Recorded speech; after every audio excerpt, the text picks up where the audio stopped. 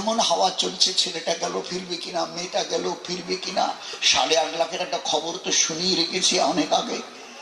এইভাবে আর কতদিন চলবে? পিঠ যে দেয়ালে ঠেকে গেছে, আর যে পিছনে যাবার জায়গা নেই। একটা জায়গা খোলা আছে, রহমতে এলাহি। ও রহমতের দরজায় তিনি কখনো কোনো সময় তালা লাগান না। হারিয়ে যাওয়া বাচ্চাকে রাত 2টা 3টা পর্যন্ত মা বাপ খুঁজতে খুঁজতে এক সময় গিয়ে ঘরে শিকল লাগিয়ে বিছানায় গিয়ে গা লাগায়।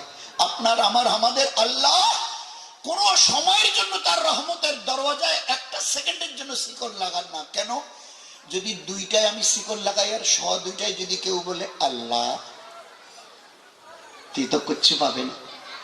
তো তার রহমতের দরজা 24 ঘন্টা আমাদের জন্য খোলা আছে, খোলা আছে। আল্লাহ ওয়ালারা আল্লাহকে তালাশ করে, আমি আল্লাহ নাফরমানকে তালাশ করি। है कोई माफी मांगने वाला, है कोई मुझसे सवाल करने वाला? আল্লাহ বলে, আল্লাহ ওয়ালারা আমাকে খোঁজে, আর আমি আল্লাহ আমার নাফরমান বান্দা বান্দিকে খুঁজি মাফ করবার জন্য।